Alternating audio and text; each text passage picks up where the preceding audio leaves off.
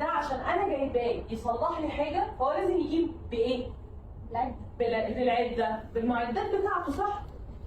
فالعامل ده لو جالي من غير العده بتاعته، انا هخليه يفك التكييف ده يقعد يركبه او يقعد يصلحه؟ ليه؟ لان انا مش واثقه فيه، صح؟